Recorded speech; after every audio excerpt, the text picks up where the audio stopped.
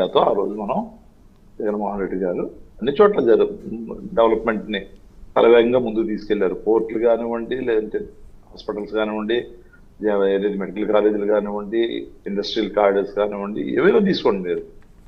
ఎన్నడూ జరగని విధంగా జగన్మోహన్ రెడ్డి గారు ప్రతి గ్రామాన్ని కూడా అభివృద్ధి టచ్ చేసే విధంగా ముందుకు తీసుకెళ్లారు.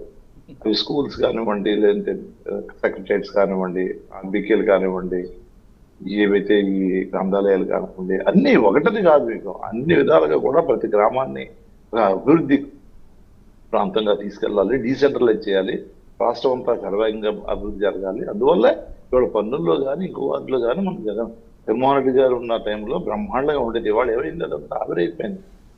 పన్నులు అప్పటికిప్పటికి కంపేర్ చేసి చూడండి, ఏది రావట్లేదు. ఎందుకంటే మనీ సర్క్యులేషన్ లేకుండా పోయింది.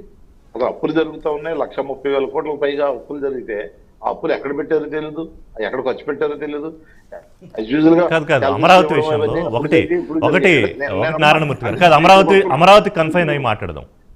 అమరావతి వరకు వచ్చేటప్పటికి పేదవాడు ఆ కులం ఈ కులం కాదు, అన్ని కులాలు, కమ్మవారు కానివ్వండి, రెడ్డి వారు కానివ్వండి, బీసీ ఎస్సీ ఎస్టీ మైనార్టీలు కానివ్వండి, ఇవాళ అమరావతి ప్రాంతంలో కూడా ఒక ప్రాంతంలో ఉండడానికి జగన్మోహన్ రెడ్డి గారు 50,000 మందికి ఒక ప్రత్యేకమైన ఒక మున్సిపాలిటీ లాంటి ఒక ప్రాంతాన్నే ఇస్తే దాన్ని లేకుండా చేశారంటే పేదవాడు అమరావతిలో ఉండకూడదనే దాన్ని మీరు యాక్సెప్ట్ చేస్తున్నారా?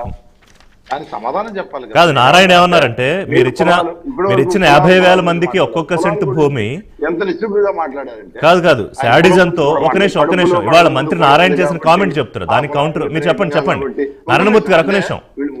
ఒక నిమిషం అసెంబ్లీలో చాలా మాట్లాడారు. మళ్ళీ వేరే క్వశ్చన్ ఉంది, వీళ్ళు ముగ్గురు మాట్లాడిన దాన్ని కొంచెం సంక్షిప్తంగా ఇచ్చేస్తే నెక్స్ట్ మళ్ళీ వాడు మాట్లాడుకుని ఉంటారు, లేదంటే అదే పాడిదే పాడరాజు చేసి పాడుతూ పోతా ఉంటారు. వీళ్ళు పొలం గురించి ప్రత్యేకంగా మాట్లాడాడు పెద్ద మనిషి.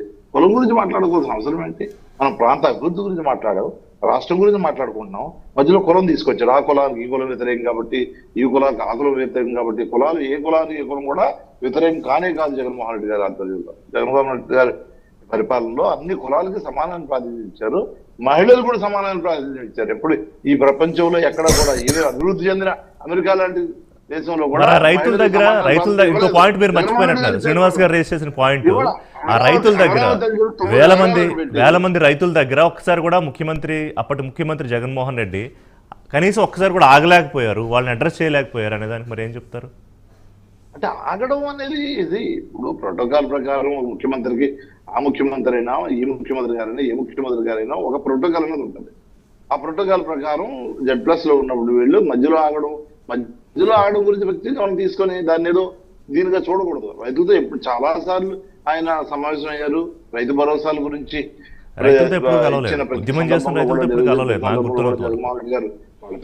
వాళ్ళతోటే సమావేశం అయ్యారే రాష్ట్ర వ్యాప్తంగా అన్ని ప్రాంతాల్లో కూడా, ఇంక్లూడింగ్ అమరావతి. దాన్ని వక్రీకరించే కార్యక్రమం వీళ్ళు చేస్తారంటే, ఈ తెలుగుదేశం పార్టీ లేదంటే వాళ్ళకి సంబంధించిన వాళ్ళు చేస్తారంటే వాళ్ళు విద్యకు వదిలేసేయాలి. రైతు భరోసాలు ఇచ్చిన జగన్మోహన్ రెడ్డి గారు ఆ రోజు 12,500 ఇస్తాంటే మొత్తం రాష్ట్రానికి సంబంధించింది, అమరావతి ప్రాంతం రైతులకి కాదు. అమరావతి ఉద్యమం అమరావతి ఉద్యమంలో ఉద్యమం చేస్తున్న రైతుల్ని పెయిడ్ ఆర్టిస్టులు అన్నది ఎవరు? పెయిడ్ ఆర్టిస్టులు అన్నది వైఎస్ఆర్సీపీ పార్టీకి సంబంధించిన నాయకులు కదా. వాళ్ళ చేతులకి బంగారు గాజులు వేసుకున్నారు, మెడలో బంగారు చైన్లు వేసుకున్నారు, ఇలాంటి కామెంట్స్ అన్ని కూడా చేశారు కదండి.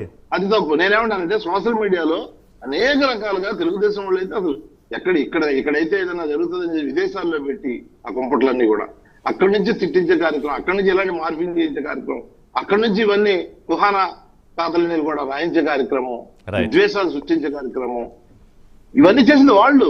బంగారు గాజులు ఇవన్నీ కూడా సోషల్ మీడియాలో వచ్చినాయి.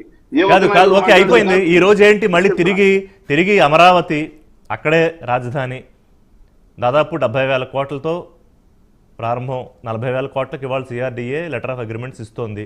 దాని మీద ఏంటి మీ కామెంట్? మంచిదే కదా. నేనేమంటానంటే ఆ రోజు కూడా మీరు చెయ్యకుండా దాన్ని ఒక రియల్ ఎస్టేట్ దందాగా మార్చి ప్లాట్లు విభజించి మీకు సంబంధించిన వాళ్ళందరికీ కూడా తీసుకునే కార్యక్రమం చేసిన దాని మీదే ప్రజల ఆగ్రహం వ్యక్తం చేశారు. చాలా పెద్ద మనుషులు కూడా మాట్లాడారు. కానీ మీరు అభివృద్ధి చేస్తాను అంటే బ్రహ్మాండంగా చేయమని చెప్పాను ఆ రోజు కూడా. ఎందుకు చేయలేకపోయారంటా నేను. మరి జగన్ ఈ డొక్కలు, అలా ఈ కాదు. తుప్పలు, ఈ అడవులు ఎందుకు ఆల్రెడీ చేయాలి? 2014-19 మధ్యన అనేక పెట్టుబడులు పెట్టారు కదా, 10,000 కోట్ల 10,000 బిల్డింగ్లు. పెట్టుబడులు పెట్టారు. ఆ బిల్డింగ్లు అలా వదిలేసారు, పిచ్చి మొక్కలు వచ్చినాయి. పెరగడానికి కారణం కొంచెం ఏమంటే పెరిగాయి. ఈ తుప్పలు పెరిగాయి, డొంకలు 10,000 కోట్లు పెరిగాయి, కదా డొంకలు. Subject correction. ఒక నిమిషం రవికిరణ్ గారు మాట్లాడాక వద్దాం. ఒక నిమిషం నారాయణమూర్తి గారు, ఓకే అప్రిషియేట్ యువర్ ఇదండి మీ విజన్. ఎందుకంటే అభివృద్ధి మంచిదే కదా అన్నారు, దాన్ని వ్యతిరేకించట్లేదు. అక్కడ వరకు ఐ అప్రిషియేట్ డెఫినెట్లీ.